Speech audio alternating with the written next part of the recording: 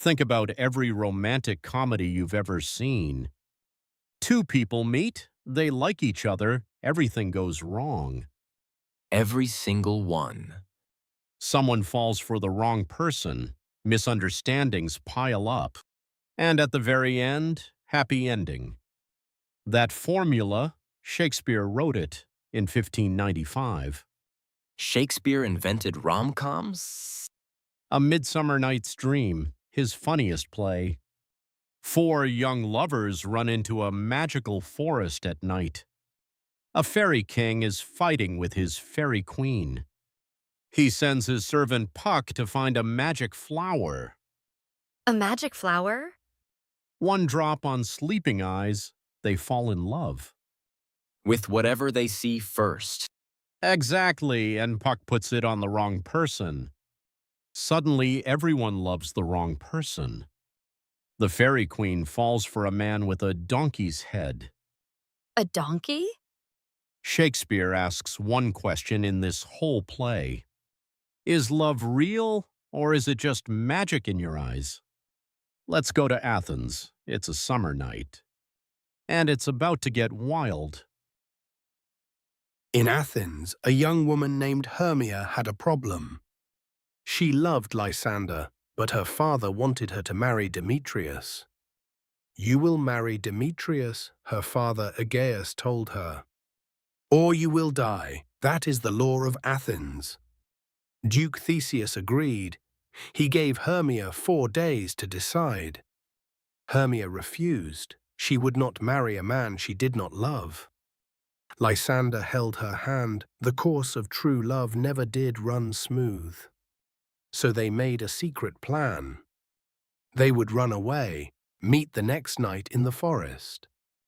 Hermia told her best friend Helena about the plan, but Helena loved Demetrius, and Demetrius only wanted Hermia. Helena told Demetrius about Hermia's escape plan. She hoped he would be grateful, maybe even love her back. But Demetrius ran into the forest, chasing Hermia. Helena ran after him, begging him to stay. Now all 4 were heading into the same dark forest. Hermia and Lysander escaping Athens. Demetrius chasing Hermia. Helena chasing Demetrius. The summer night was warm, and no one knew what waited inside. Deep in this same forest, another world existed. The world of fairies. And they had their own problems. Oberon, the fairy king, was fighting with his queen Titania. They argued over a young boy from India. Titania loved the boy and refused to give him up. Oberon was furious. He wanted revenge. He called his servant, a fairy named Puck. Puck was fast, clever, and loved making trouble. Oberon said, "Find me the flower called love in idleness. Its juice makes anyone fall in love with the first thing they see." Puck brought the magic flower back to Oberon. Oberon had seen Demetrius being cruel to Helena in the forest. He felt sorry for her, so he gave Puck an order. "Find the Athenian man and put the juice on his eyes." But Puck found the wrong man. He found Lysander instead. Lysander was sleeping.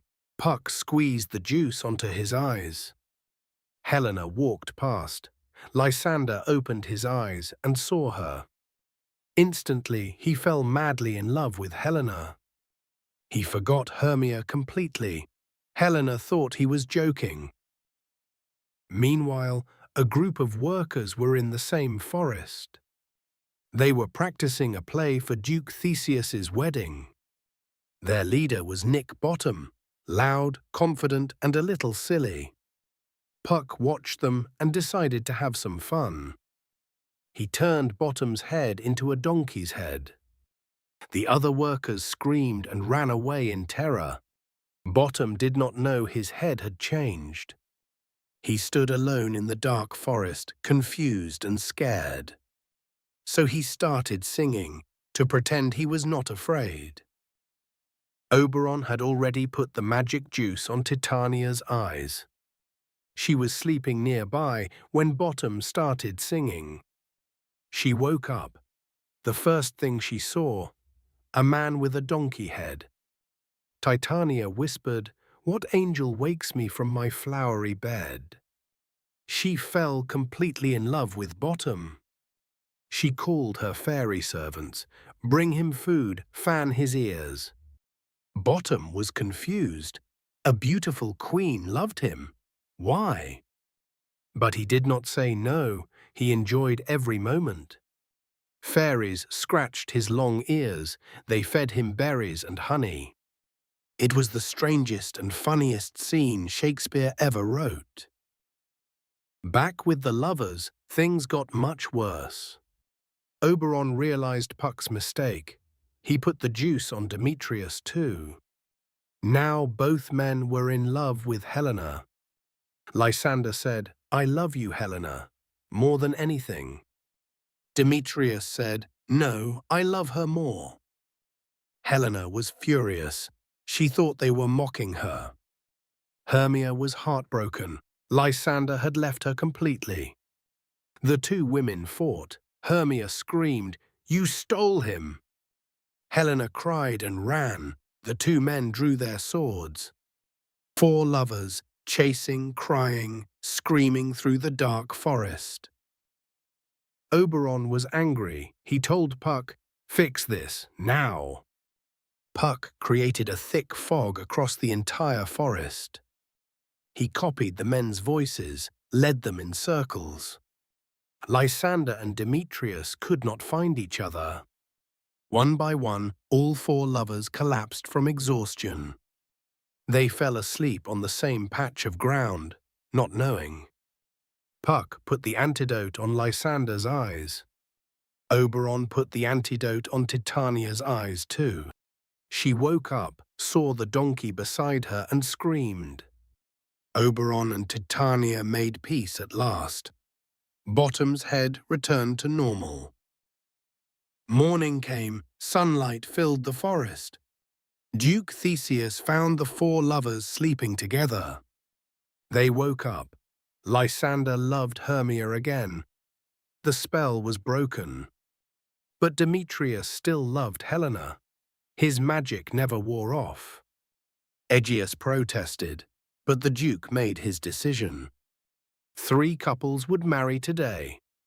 Theseus and Hippolyta, Hermia and Lysander, Helena and Demetrius. Bottom woke up alone. He touched his head, normal again.